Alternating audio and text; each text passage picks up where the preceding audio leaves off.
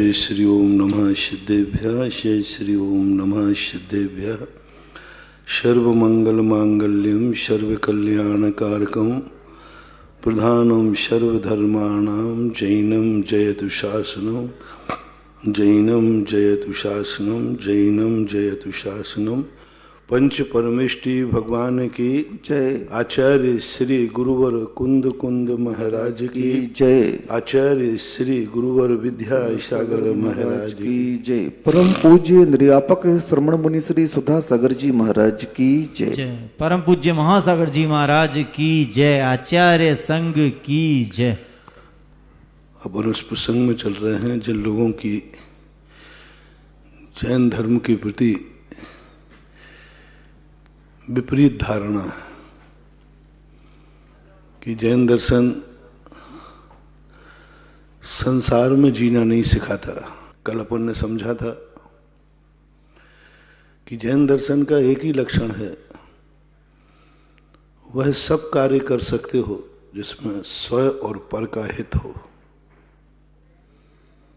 स्वपरहित संपादन का कार्य जिस कार्य में होता हो उस कार्य को करो। उन चीजों का निषेध करता है जिसमें स्वयं का भी घात है और पर का भी घात है। उन चीजों को विधेय कर देगा, जैसे कल अपन ने समझा था। हिंसा को जैन दर्शन ने नकारा नहीं है। जैन दर्शन कहता है हिंसा करने से फायदे बताओ क्या है। यदि फायदा है तो करो, कौन मना कर रहा है। कितना विवेकपूर्ण निर्णय था जैन दर्शन का कल। कोई बात नहीं, आप तो 100 पर मार्ग बता दीजिए कि हिंसा करने से फायदा ये है। बहुत बड़ी बात। महाराज बच जाएंगे, धर्म बच जाएगा और शेर को कुछ मिलने वाला नहीं। इसलिए उन्होंने शूकर के लिए शेर के प्रहार करने की जैन दर्शन ने अनुमोदना कर दी, क्योंकि वो उसने लाभ बता दिया कि साक्षात त्रिलोकी जगत पूज्य मुनिराज की रक्षा हो रही है, धर्म का आयतन रक्षा हो रही है, इसलिए मैंने इसको शेर की हिंसा की है। और शेर को इतना विवेक नहीं था, उसको भी मैंने एक बहुत बड़े पाप से बचा लिया है। पाप करने का मन तो बना चुका। शूकर ने अकेले महाराज को ही नहीं बचाया, शेर को भी बचाया। शेर को भी कलंकित होने से बचा लिया। भाव करने का जब इतना परिणाम लिखना कि पंचम नरक जाना पड़ा और द्रव्य से कर देता तो ना जाने कितने भवांतरों में और नरक जाना पड़ता और मिट जाता। इसलिए सिद्ध हुआ कि दोनों तरफ से फायदा किया। झूठ बोलने की बात जब चर्चा चल रही थी अपनी, तो जैन दर्शन कहता है, आप लोग कहते हो जैन दर्शन झूठ नहीं बोलने देता और झूठ के बिना संसार चलता नहीं, हमें झूठ बोलना पड़ेगा। जैन दर्शन कहता मैंने तो झूठ को मना नहीं किया, लेकिन झूठ बोलने से आप अपना हित बता दीजिए। किसका हित है, कारण बता दीजिए कि झूठ बोलने से यह फायदा है और सत्य बोलने से नुकसान है। आप फायदा बता दीजिए तो हमें कोई बात नहीं झूठ बोलने की। राज्यसभा में झूठ बोल दिया, उसमें पूछा फायदा क्या है, बोले फायदा सबको फायदा ही फायदा है झूठ बोलने से। झूठ बोलने से फायदा ही फायदा है। एक तो मेरी भक्ति प्रदर्शित हुई कि मैं अपने गुरु की बुराई नहीं सुन सकता। सच्चा भक्त जो है अपने श्रद्धेय की बुराई नहीं सुन पाता, सुनना भी नहीं चाहिए। यही भक्ति है। कई लोग मुनि भक्त तो बनते हैं, लेकिन मुनियों की बुरा, अपने गुरु की मुनि की बुराई सुनकर के भी चुप शांत बैठे रहते हैं। वो भक्ति है ही नहीं। जब गुरु की बुराई की सवाल आता है तो व्यक्ति सत्य को भी छुपा देता है। सत्य को भी छुपा देता है। उसने अपनी भक्ति, उसको मालूम था कि मेरे महाराज इस प्रकार से रुग्ण हैं, फिर क्यों झूठ बोला वो? क्या इसमें इसको पाप नहीं लगेगा? क्या इसमें उसका सम्यक दर्शन मलिन नहीं हुआ? क्या उसने दुनिया के साथ विश्वासघात नहीं किया? नहीं किया। भक्ति का नाम यही है, जो अपने श्रद्धेय की किसी भी प्रकार से कैसे भी रूप में बुराई सुनना पसंद नहीं करता, सुनना भी नहीं चाहिए। बिना उसके बोल दिया झूठ है, ये सारा संसार झूठा हो सकता है, लेकिन मेरे महाराज रुग्ण नहीं हो सकते। अंदर की आत्मा बोल रही है, सम्यक दर्शन बुलवा रहा है ये शब्द। मिथ्या दृष्टि होता तो झूठ नहीं बोलता, वो सत्य बोलता। मिथ्या दृष्टि होता तो वो सत्य बोलता, चुपचाप रह जाता, क्योंकि उसने खुद आंखों से देखा है कि मेरे महाराज रुग्ण हैं। क्यों झूठ बोलने की समझ? चुपचाप बैठ जाता, चुपचाप बैठ जाता कि भाई ठीक है, अब सारी जनता हंसी उड़ा रही तो अब वो बेचारा श्रावक क्या करे। चुप बोल देता, और राजा के पूछने पर पहली बात तो चुप बैठा रहता। दूसरी बात है, जब राजा पूछता क्यों तुम तो जैन हो, तुम भी तो दर्शन करने गए होगे, तो कह देता हाँ साहब, जो सब लोग कह रहे हैं वो सही है। आप लोग किसी मुनि में कोई दोष देखें और वो आपके गुरु हैं, तो किसी कोई आपसे पूछे और आपको मालूम है कि ये दोष है, तो फिर आप चुप हो जाएंगे या कुछ बोलेंगे, या कह देंगे हाँ भाई है, उसने खुद देखा था। मिथ्या दृष्टि होता तो वहां सत्य बोलता, मिथ्या दर्शन वहां सत्य बुलवाता। तू क्यों चपड़े में पड़ता है? जो है सो सबके सामने है, सत्य तो आज नहीं कल खुलेगा, क्या फर्क पड़ता है? वो ये भी भूल गया कि मेरा झूठ कब तक छुपेगा, रात भर की बात सवेरे झूठ फिर खुल जाएगा। मैं क्यों बोलूं रात भर के लिए झूठ? जो होना है आज ही हो जाए। मिथ्या दृष्टि होता तो ये सब विचार करता, मिथ्या दृष्टि होता तो विचार करता और वो सत्य बोलता कि ठीक है, लेकिन सम्यक दृष्टि था ना, जैन धर्मी था ना, जैन धर्म आत्मा की पर्याय थी ना उसकी, सच्चा गुरु भक्त था। खोटा गुरु भक्त होता तो सत्य बोलता, खोटा गुरु भक्त होता तो सत्य बोलता। लेकिन प्रीत्यात्म वीर्यम विचार्य मृगी मृगेन्द्रम नाभेति किम जिन शिशो परिपालवा। एक तो ये बात है, बिना विचारे कूद गई। बालम विहाय जल संसत मिंदु बिम्बो मन्या का एक क्षति, बालक के समान बन गया। सम्यक दृष्टि कुछ स्थानों पर बालक के समान हो गया, कुछ नहीं सोचता, कोई विचार ही नहीं करना। क्या विचार करना? कह दिया नहीं है। सम्यक दर्शन झूठ बुलवा रहा है। जो लोग तुम कहते हो कि सम्यक दर्शन सत्य बुलवाता है, मिथ्या दर्शन झूठ बुलवाता है, ये एकांत नहीं है। और जो मैं कह रहा हूं उसके संबंध में आप भी सोचना, और आप भी हाँ शेयर करना कि बात कितनी सही है। मिथ्या दर्शन सत्य बुलवाता है इस प्रसंग में, सम्यक दर्शन झूठ बुलवा। झूठ बोल, तू सम्यक दृष्टि है, सच्चा गुरु भक्त है, इसलिए तुझे झूठ बोल रहा है। बोल गया। महाराज से जाके कहा तो महाराज ने भी उसको डांट दिया, तूने झूठ क्यों बोला? क्या तुझे मालूम नहीं था? बोले सब मालूम था महाराज, सब मालूम था, लेकिन मेरे सम्यक दर्शन ने, मेरी श्रद्धा ने कहा सत्य को स्वीकार मत करना, सत्य को स्वीकार भी नहीं करना, सुनना भी नहीं, झूठ का सहारा लो। मैंने तो कह दिया, तो अब कल तुम ही मरेगा, मैं भी मरूंगा, और राजा को कोप हो जाएगा कि जैनी झूठ बोलते हैं, तो सारे जैनियों की आफत हो जाएगी। तो कहते भगवान महाराज जो होगा सो होगा, पर मैं अपने गुरु की बुराई सुन नहीं सकता। बोले बुराई कहाँ, ये तो है, सत्य है। कोई झूठा आरोप लग रहा होता तो फिर भी तू कहता कि झूठा लग रहा था, ये तो सत्य तुझे भी मालूम है। सत्य होकर के भी नहीं सुना।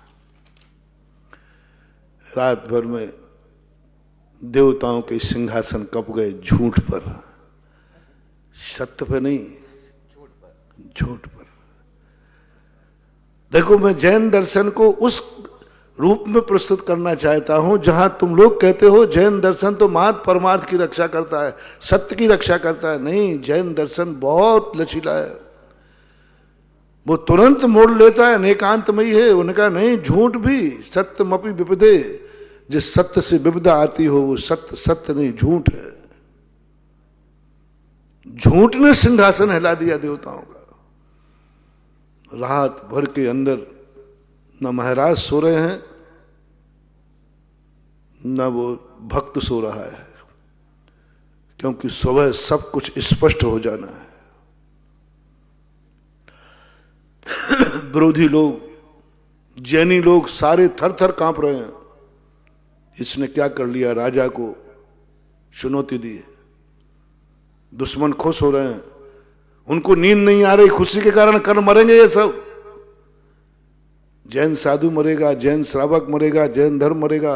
विरोधी लोग रात भर खुशी के कारण नहीं सो रहे हैं, कल सुबह का दिन। लेकिन रात भर में सिंहासन हिल गए, देवताओं के सिंहासन हिल गए। कोई व्यक्ति धर्म के खातिर अपना ईमान भी बेच सकता है, धर्म के खातिर अपना जीवन भी संकट में डाल सकता है। ऐसे धर्मात्मा ने झूठ बोला है।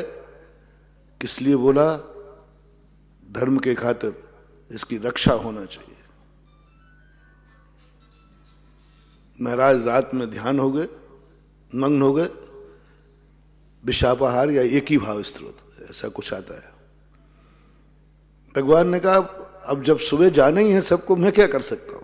इसने गलती की, अब मैं कोड़ी हूं तो हूं, अब क्या करूं मैं? कोई डॉक्टर साहब महाराज, और कोई तो है नहीं कि चलो डॉक्टर साहब को एडमिट करा दो मरीज को, वो तो महाराज हैं। अब उनको रात्रि में दवाई, आहार के समय दवाई लेते हैं, अब क्या करेंगे? कुछ नहीं, महाराज ध्यान में बैठ गए, एक ही भाव स्त्रोत की रचना चालू हो गई। स्त्रोत पढ़ते गए, पढ़ते गए, पढ़ते गए, रात भर ध्यान में बैठे रहे। उधर देवताओं के सिंहासन कांप रहे हैं, एक एक स्त्रोत पढ़ते गए। मुनिराज का कुष्ठ सवेरे जब जाके देखा, सब बड़े उत्साह से जा रहे हैं, विरोधी भी उत्साह से जा रहे हैं, सबकी लगन थी। इसको तो राजा ने पहले कहा तू भाग मत जाना, सारी दुनिया झूठी नहीं हो सकती। जाकर वहां देखते हैं राजा, मुनिराज तो तदपाद पंकज रजो मृत दिग्ध देहा मृत्या भवंति मकरध्वज तुल्यरूपा। ओह, कामदेव सी सुंदर काया। मुनिराज ध्यान में बैठे हैं प्रातःकाल, तेज चमक रहा है, आभा मंडल में चकाचौंध आ गई। आभा मंडल से राजा के सबकी आंखों में ऐसा तेज था उस दिन, देवता आ गए वहां। राजा देखते ही कहता है ये क्या है? झूठ का चमत्कार देखना। बस शर्त है ये झूठ किस लिए बोला गया। राजा स्तब्ध है। जिन जिन ने मुनि राज्यगंबर मुनि के लिए निंदा की थी, उनके सब बंदी बनाओ, उनकी जीभ काट दो। मुझे धोखे में रखा, सबकी जीभ काट लो। तुरंत सेना ने बंदी बना लिया, पूरी जनता वहीं थी, घेरा लग गया, सबकी जीभें काटी जाएंगी। इतना झूठ बोलते हो, कैसी कंचन की काया है? लोगों में चर्चा हो गई, नहीं ये रात भर में महाराज बदल गए। वो महाराज चले गए, दूसरे महाराज आ गए। राजा भी शक में हुआ कि हो सकता है बदल नहीं गए हो। सारे प्रूफ मिले, तब महाराज ने आंख खोली, बोले राजन किसी की जिह्वा काटने की जरूरत नहीं है। सत्यवानों की जिह्वा नहीं काटी जाती। राजा स्तब्ध, बोले महाराज क्या बोल रहे आप? सत्यवानों की जिह्वा नहीं काटी जाती राजन? नहीं गुरुदेव, इन्होंने झूठ बोला है, हमें गुमराह किया है, राज को गुमराह किया, राजनीति को गुमराह किया है। इन्होंने झूठ बोला कि आप कोढ़ी हैं, और आप में तो कहीं देखो कंचन सिकाया बेटे। ये सब सत्यवादी नहीं है। महाराज कहते राजन ये सब सत्य बोला था, इन्होंने झूठ नहीं बोला। और सत्यवादी की जिह्वा कटना बहुत ठीक नहीं, अन्याय हो जाएगा। ये सब ने सत्य बोला था। महाराज इन लोगों ने सबने सत्य बोला था, तो फिर वैसे आप हो क्यों नहीं? फिर क्या इसने झूठ बोला था? बोले भक्ति ऐसी ही होती है, उसने झूठ नहीं बोला था। ना इन लोगों ने झूठ बोला, ना उसने झूठ बोला। भक्ति का स्वरूप ही यही है, भक्ति का रूप ही यही होता है। भक्ति का स्वरूप ही ऐसा अंध होता है कि वो सब कुछ देखना पसंद नहीं करता। भक्ति जब उमड़ती है तो अपने में दोष दिखते नहीं है। कानून अंधा होता है, भक्ति भी अंधी होती है। कानून की एक वो बनी रहती ना, तराजू लिए रहती है, फोटो आती कई बार पेपरों में, तराजू लिए है और आंख पे पट्टी है। मैंने इस पर बहुत सोचने के बाद मैंने कहा कि ये अंधा कानून क्यों, आंखों वालों क्यों नहीं, क्यों बनाया जाता है? तब बहुत वर्षों के बाद सोचने के बाद एक मजिस्ट्रेट से चर्चा की, हाई कोर्ट के मजिस्ट्रेट। मैंने कहा भाई मुझे ये समझ में नहीं आता है बात कि जब न्यायालय की तराजू बनाई जाती है तो पट्टी क्यों बांधी जाती है उस मूर्ति पर? तो उन्होंने बताया महाराज जो न्यायालय न्याय करते हैं ना, उनको उस घटना के संबंध में कुछ भी मालूम नहीं है। वकील और गवाहों के आश्रित है। न्यायालय को तो कुछ मालूम नहीं, न्यायाधीश को कुछ मालूम नहीं, न्यायालय को कुछ मालूम नहीं, कुछ भी मालूम नहीं है। और तराजू लिए अंधा और तौल रहा है, न्याय करने बैठा है और मालूम कुछ भी नहीं है। ना तो न्यायाधीश ने वो केस देखा है, किसी ने इसको मारा है, इसने इसको लूटा है, ना कानून ने देखा है, और न्यायालय कर रहा है। किसके आधार पर? दो वकीलों के आधार पर, दो गवाहों के आधार पर। कानून तो अंधा है, उसको कुछ मालूम नहीं। जितने केस चलते हैं न्यायालयों में, क्या न्यायाधीश को हर केस अपने द्वारा प्रत्यक्ष देखा हुआ होता है? नहीं। और कानून को तो कुछ पता ही नहीं। इसलिए ये न्यायालय कानून तो अंधा है। मां तब जो गवाह मिल जाए तो ठीक, बड़े बड़े हत्यारे गवाह नहीं मिलने पर बरी हो जाते, और गवाह होने पर निरपराधी भी कभी कभी जेल में चले जाते। कानून तो अंधा ही था। भक्ति भी अंधी होती है। कुछ नहीं बंधु, कुछ नहीं दिखता अपन को। बताओ अपन भगवान में क्या देखते? सही सही बताना। पारसनाथ भगवान की नमस्कार करते, तुम्हें क्या दिखता है इस मूर्ति में? क्या दिखता है? कुछ दिखा? आज तक किसी को नहीं दिखा। आत्मा को पूरा का पूरा चीड़ फाड़ कर लो, शरीर को कुछ नहीं दिखने वाला। लेकिन भक्ति इतनी अंधी है कि वो पाषाण में भी भगवान के दर्शन कर रहा है। कौन सी आंखों से दिखता होगा उस भक्त को? ये आंखें तो नहीं देख सकती पाषाण में भगवान, कुछ अंदर की आंख है। ये आंखें तो सबके पास है। हिरण्यकश्यप कहते तेरा भगवान कहाँ है? प्रहलाद कहते जहां देखो वहां है। बोले कौन सी आंखों से देख रहा है? बोले इन आंखों से तो खम्मा दिख रहा है, अंदर एक दो आंखें होती हैं, उनसे भगवान दिख रहा है। ही की आंखें, श्रद्धा की आंखें, भक्ति की आंखें। और ऐसी भक्ति की आंखें प्रस्फुटित हो जाती हैं जहां पर लोग देख करके दंग रह जाते हैं। अंदर की आंखों से देखो, पत्थर में भगवान दिखेंगे, दिखते। इसलिए भक्ति सदा ही अंधी रही है। यदि प्रत्यक्ष हो जाए तो भक्ति नहीं, वो तो साक्षात्कार है। भक्ति सदा अंधी रही है। कभी अपनी आंखों से तुम देख नहीं पाओगे। जिसकी तुम भक्ति कर रहे हो वो तुम्हारे आंखों का विषय है ही नहीं। इसलिए इसने झूठ नहीं बोला था। भक्ति की चरम सीमा में इसने भक्ति की थी, अपने गुरु की भक्ति की थी, गुरु के प्रति भक्ति का प्रदर्शन किया था इसने। इसलिए ये जो तो गुरुदेव कुछ तो कुछ सत्य होगा, सत्य एक तो सत्य होगा। बोले नहीं, श्रावक यदि असत्य था तो ये चमत्कार क्यों हुआ, और दुनिया असत्य है तो महाराज ने थोड़ा सा कोढ़ को बचा दिया था, अपने आप बच गया, पूरा ठीक होने लगा। अरे भाई थोड़ा तो बचो करके दिन प्रमाण के लिए कनिष्ठ उंगली दिखा दी कि देखो अभी भी ये शेष है गवाही के लिए। चारों तरफ महाराज की जय जयकार हुई कि दुश्मनों को बचा लिया। जैन साधु कैसा होता है, दिगंबर साधु कैसा होता है, निंदक को भी बचाता है। निंदक यदि समर्पित हो जाए तो, निंदक यदि समर्पण कर ले, कायदा से सारे निंदकों की जीभ कटना थी कट जाती, मरना तो मर जाते। महाराज को क्या पड़ी थी पीछे बोलने की? नहीं, महाराज कहते कि नहीं, निंदक को भी नहीं मरने दूंगा, निंदक की रक्षा करूंगा, बस समर्पण हो जाए। जब सत्य का निर्णय करने की बात आए तो साधु दुश्मन को पहले बचाएगा। लोग सोचते हैं कि दिगंबर साधु दुश्मनों का दुश्मन होता है, नहीं, दुश्मनों का मीत होता है।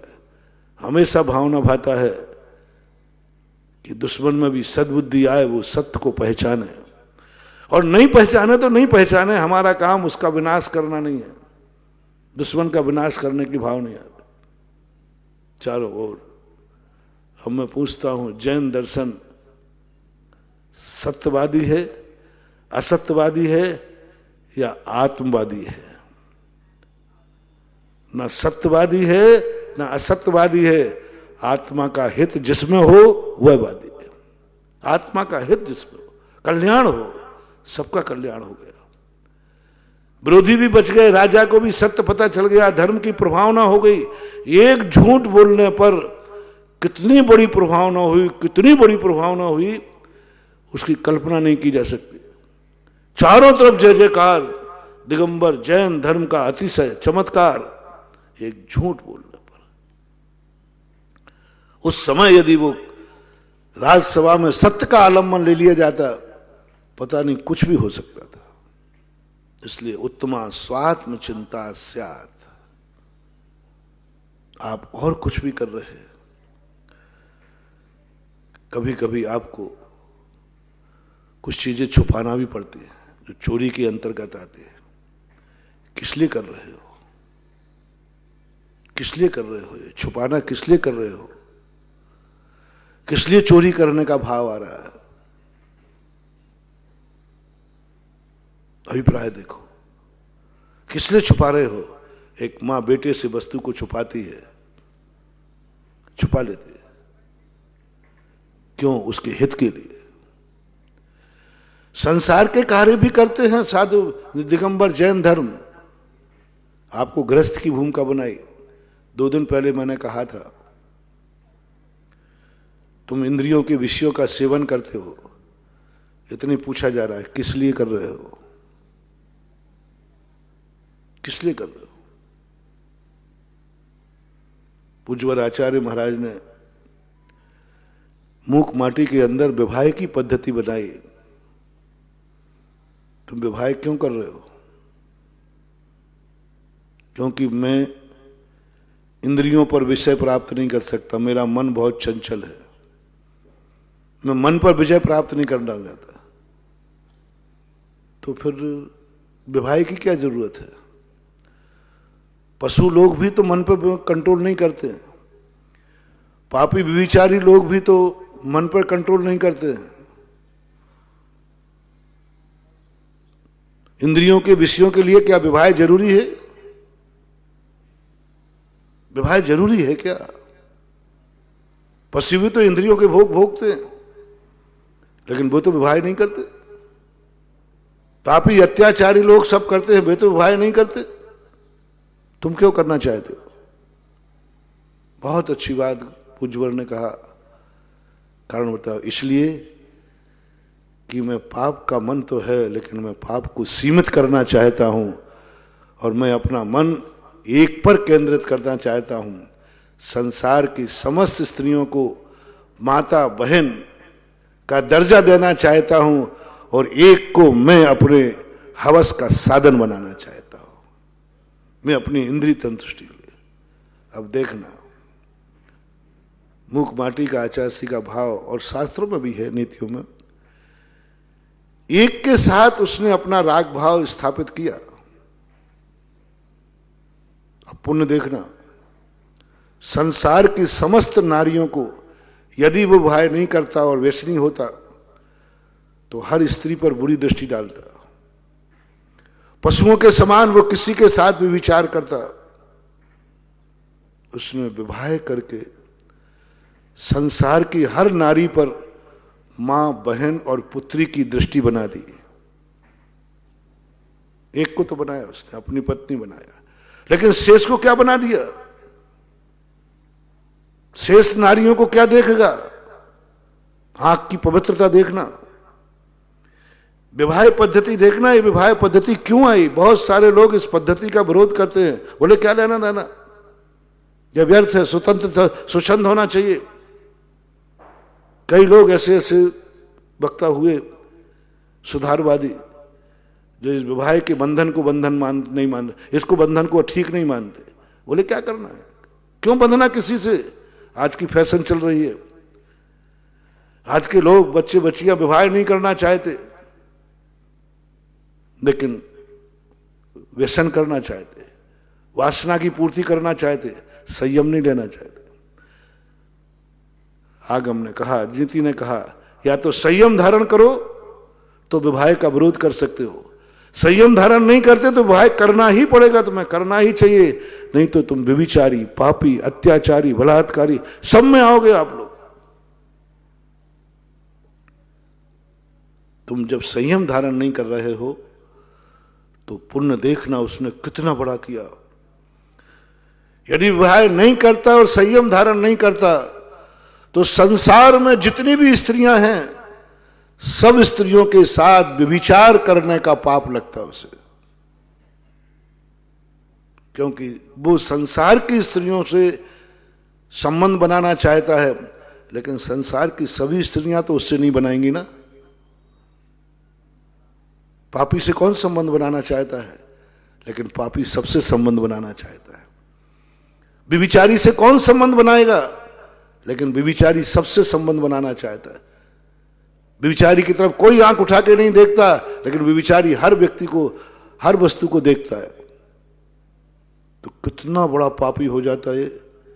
संसार की जितने लाखों करोड़ों अरबों संख्याएं हैं, इन सारी स्त्रियों के साथ व्यभिचार करने का पाप लगता है। हाँ, जितनी भी है इतना पाप लगता।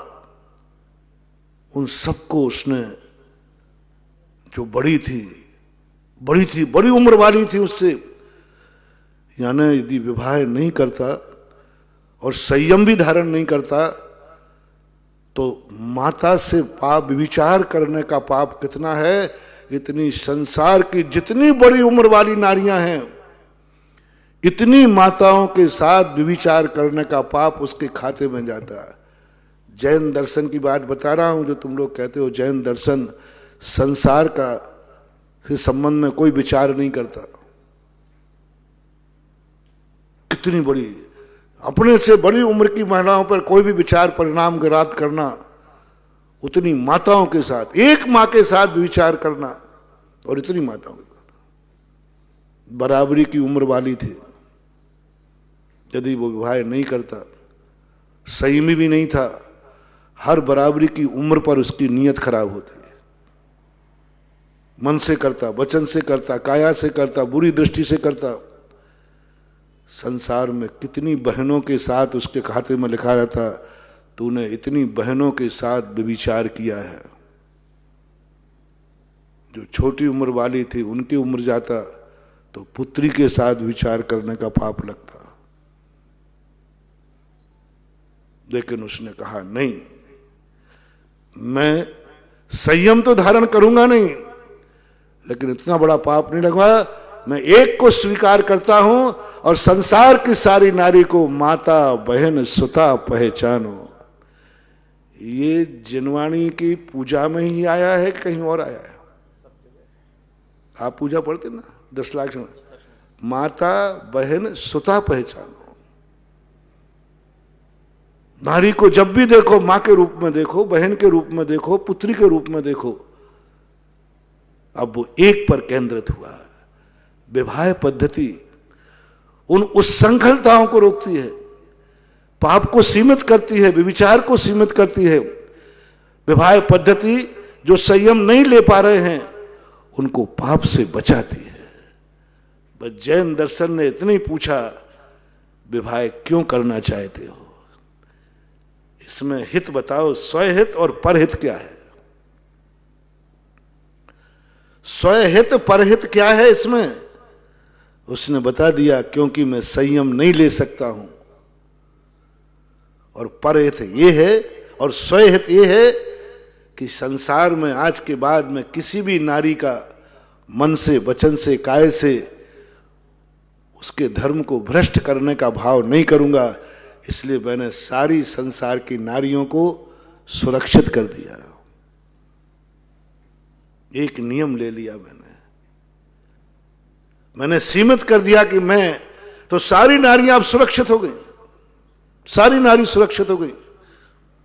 पुण्य देखो कितना बड़ा है उसका। सारी नारियों को उसने सुरक्षित कर दिया। मेरे से डरने की जरूरत नहीं है, क्योंकि मैंने विवाह कर लिया है। 2 लोगों से डरने की जरूरत नहीं है। एक पहला व्यक्ति जिसने संयम धारण कर लिया है, सही में संयम धारण कर लिया, उससे कोई डरने की जरूरत नहीं, क्योंकि वो कभी बुरे मन वचन काय करेगा नहीं। दूसरा व्यक्ति वह है जिसने भारतीय जैन दर्शन के अनुसार विवाह किया है। विवाह सच्चे मायने में किया, बदमाशी से किया है तो नहीं कह रहा हूं, सच्चे मायने में विवाह किया है। उससे कोई डरने की जरूरत, क्योंकि वो तो सबको सुरक्षित, सारे संसार की नारियों से कह चुका, मेरे से डरने की जरूरत नहीं, क्योंकि मैंने विवाह कर लिया है।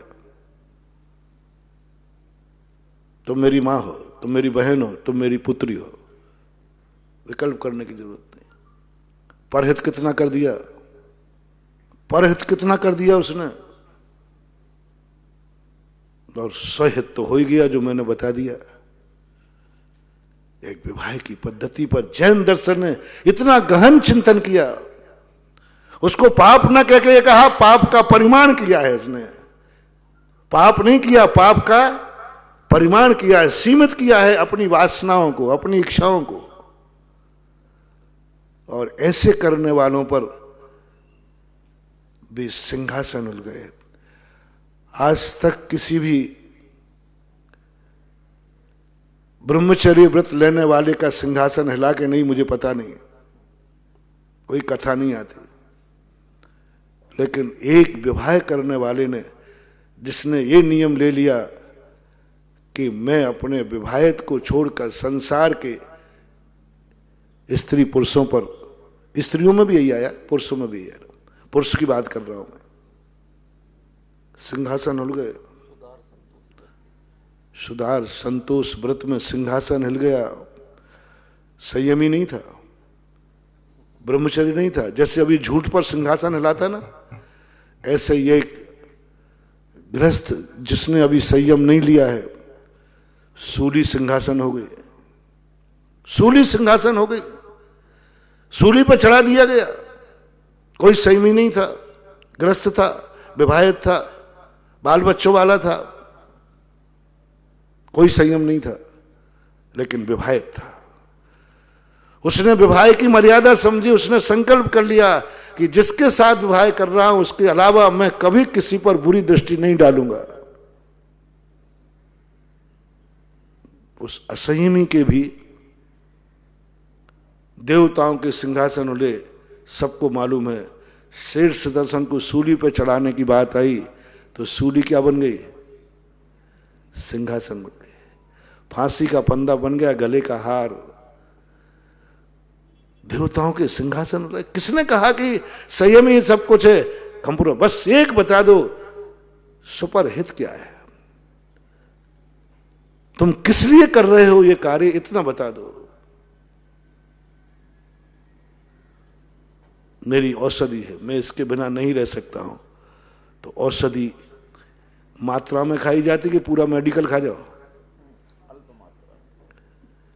गृहस्थ को औषधि है, मैं नहीं रह सकता, मेरे मन पर इतना कंट्रोल नहीं है, ठीक है, दवाई खाओ। दवाई हमेशा मात्रा में खाई जाती है।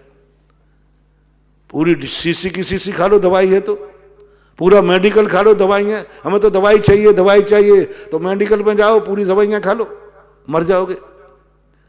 दवाई निश्चित होना चाहिए। सारी हर दवाई हर रोगी के लिए कार्यकारी नहीं। दवाइयां सब है मेडिकल में, सब दवाइयां ही हैं, लेकिन हर दवाई है, लेकिन प्रत्येक रोगी के लिए सभी दवाइयां हैं नहीं, अलग अलग अलग अलग। इसी प्रकार संसार में सब कुछ है, लेकिन सब तुम्हारे लिए ही नहीं है। तुम्हारी दवाई निश्चित करो। नहीं ले पा रहे संयम, कोई बात नहीं। महाराज मैं काम रोग से रोगी हूं, मेरा रोग बहुत जबरदस्त है, ठीक है, दवाई निश्चित करो। तुम्हारी दवाई क्या है? स्त्री। तुम्हारी दवाई क्या है? पुरुष। ठीक है, जैन दर्शन का, ठीक है, दवाई की निश्चित करो।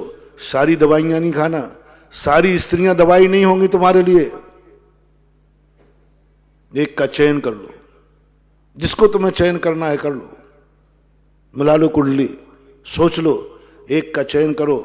सारी मेडिकल, सारी स्त्रियां तुम्हारी नहीं होंगी, तुम एक का चयन करो। इन मेडिकल में रखी हुई दवाइयों में से एक दवाई तुम्हारे लिए है, चयन करो तुम्हारे लिए कौन सी दवाई है। डॉक्टर से लिखाओ, माँ बाप से पूछो, कुटुंबियों से पूछो। तुम्हारी समझ में नहीं आ रही हो तो, मुझे पता नहीं कौन सी दवाई है मेरी, डॉक्टर के पास जाओ। डॉक्टर दवाई नहीं देता, दवाई की पहचान देता है। तो तुम कहा मैं कहाँ जाऊं? माँ बाप के पास जाओ। माँ बाप, मैं रोगी हूं, मैं संयम नहीं ले सकता हूं, मेरी दवाई स्त्री है, लेकिन इतनी सारी दवाइयों में से मैं किसको लूं? मम्मी पापा, आप मुझे चयन करके दीजिए, यह तुम्हारी जिंदगी की सहारा है। माँ बाप तुम्हारे डॉक्टर हैं, परिवार कुटुंबी जन हैं, ये फिर चयन करके देते हैं ये दवाई। उस दवाई को भी मात्रा में खाना। मान लो दवाई निश्चित करा ली और तुम पूरी शीशी खा गए तो मर जाओगे। मात्रा मात्रा मात्रा बांधो, सीमा बांधो। पर्वों के दिन में ये औषधि का सेवन नहीं करना। कुछ समय ऐसे करो, मर्यादित करो, मात्रित करो, तुम्हारा संसार भी बन जाएगा और तुम पापी नहीं कहलाओगे। परिग्रह की जब बात आई, परिग्रह तो पाप है ना। जैन दर्शन में महाराज, जैन दर्शन तो अपरिग्रहवादी है पक्का है, लेकिन अपरिग्रहवादी ही नहीं है, परिग्रह का भी समर्थन करता है। धन का विरोधी ही नहीं है जैन दर्शन, धन का समर्थन कर रहा है। कमाओ, खूब कमाओ, बस इतना ही पूछ रहा है क्यों कमा रहे हो। स्वयं पर का हित बताओ क्या है। हमें कुछ नहीं चाहिए, आत्मा उत्तमा स्वात्म चिंता स्यात्, बस आप तो ये सिद्ध कर दो कि ये कमाने में मेरा हित है। आज भी हित है, कल भी रहेगा, मरने के बाद भी हित होगा। कमाओ, खूब कमाओ। जैन दर्शन मना नहीं करता, क्योंकि तुम उत्कृष्ट दशा को प्राप्त नहीं हो पा रहे, हाथ पे हाथ रख करके ध्यान में नहीं बैठ पा रहे हो। तुमने संकल्प किया महाराज मैं कमाऊंगा तो सही, बिना धन दौलत के मैं नहीं रह सकता, मैं बिना मकान के नहीं रह सकता, मैं बिना भोजन पानी किए नहीं रह सकता। कोई बात नहीं, कमाओ कमाओ, बस इतना बता दो किस लिए कमा रहे हो। सिद्ध कर दो कमाने में मेरा हित है, करो सिद्ध। क्या हित है तुम्हारा? जिसमें तुम्हारा हित हो उस कमाने की छूट है, और जिससे तुम कमा रहे हो उसका भी हित हो, तुम्हारी छूट है। जिससे तुम कमा रहे हो उसका भी लाभ होना चाहिए और तुम्हें भी लाभ होना चाहिए। ऋषभदेव ने व्यापार की छूट दी। ये सारो 6 कर्म यदि पाप होते तो ऋषभदेव इनका उपदेश क्यों देते? सत्कर्म करने वाला यदि पापी होता, नरक जाता, तो ऋषभदेव जैसे महात्मा कभी पापों का उपदेश नहीं देते। व्यापार करना पाप है, खेती करना पाप है? कहां लिखा है, कौन से शास्त्र में लिखा है पाप है? मोक्ष में जाने वाले जिन लोगों ने नियम ले लिया उनके लिए पाप है। हमारे यहां इसलिए 2 दशाएं के, मुनि दशा और श्रावक दशा। मुनि दशा को वर्जित कर दिया, लेकिन हर व्यक्ति मुनि तो नहीं बन सकता ना। तो जो मुनि नहीं है वे सबकी दुर्गति होगी। वे सब जैन दर्शन से बाहर हैं, जैन धर्म से बाहर है सब। क्या नहीं, जैन दर्शन हमेशा 2 मार्गों को अपनाता है, या तो परमार्थ में आ जाओ या संसार को संभालो। कमाओ, किस लिए कमा रहे हो बस इतना बता दो। हित क्या है तुम्हारा? जुआ खेलने के लिए, शराब पीने के लिए, अय्यासी के लिए, ऐसो आराम के लिए? नहीं, इसकी अनुमति मैं नहीं दूंगा, क्योंकि इसमें तुम्हारा अहित है। सामने वाले का डांका डाल करके नहीं, उस सामने वाले का अहित है। डांका डाल के मत कमाओ, जेब काट के मत कमाओ, दूसरे को दुख देकर मत कमाओ, उसका भी हित देखो। कमाते समय जैन दर्शन ने एक ही बात कहा, जिससे तुम कमा रहे हो उसको भी लाभ होना चाहिए और तुम्हें भी लाभ होना चाहिए। ये सिद्धि करना तुम्हें है, फिर कमाओ। धन बुरा हूं भला कहिए, इसलिए धन को बुराई नहीं कहा, भला भी कहा। किस लिए कमाना? समय आपका हो रहा है, इसलिए आपको कहा। इस बार पर आपको विचार करना है, कैसे आपकी स्थिति बनेगी, कैसे आपकी सुधरेगी स्थिति। हम कमाने के लिए, जैन दर्शन तो कमाने की जानते ही नहीं, परिग्रह को बुरा कहता है। नहीं, मैंने तो खूब अच्छी तरह पढ़ा। हम लोगों के लिए कहा है तुम परिग्रह की तरफ देखना मत। आचार्य महाराज ने मूक माटी में लिखा, वह श्रावक कौड़ी का नहीं, वह साधु कौड़ी का नहीं जिसके पास कौड़ी भी हो, और वो श्रावक कौड़ी का नहीं जिसके पास कौड़ी भी ना हो। यानी कि श्रावक की तो सोवई धन है। ये बताओ, यदि हम, जैसे हम लोग धन से दूर हो गए और ऐसे ही हम ये भावना भाएं कि ये सारा आप लोग भी धन से दूर हो जाए, तो हमारा तपोदय तीर्थ कौन बनाएगा? बताओ ना। ये मंदिर कौन बनाएगा? कौन भगवान की प्रभावना करेगा? कौन क्या करेगा? नहीं, जैन दर्शन इतना पागल नहीं है। जिस डाल पे बैठे उसी को काट रहे, जिस डाल पे बैठे उसी को काटे। हम तो सदा भावना भाते हैं, हमारे भक्त लोग सदा फूले फले, खूब कमाए खूब कमाई हो। मैं तो भावना भाता हूं, मैं तो भगवान से भी कहता हूं, भगवान जो कुछ भी कर रहा हूं मैं आपके लिए कुछ नहीं करता। मैंने तो आज तक ना तो भगवान के लिए मंदिर बनवाया,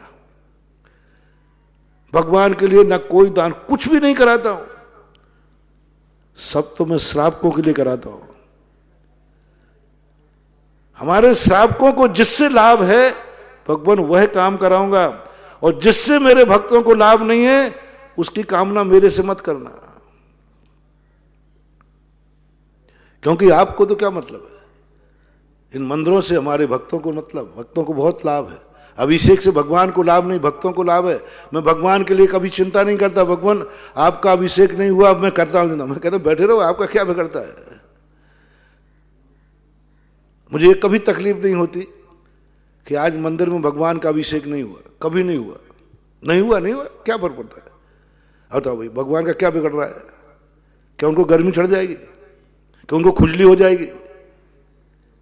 नहीं हुआ अभिषेक तो उनका क्या बिगड़ रहा है? बताओ, मैं तुम्हारी चिंता क्यों करूं भगवान? तुम्हारी चिंता क्यों करूं कि आज भगवान का अभिषेक किसी ने नहीं किया? तुम्हें अभिषेक नहीं होने से नुकसान क्या है, और हो जाए तो लाभ क्या है?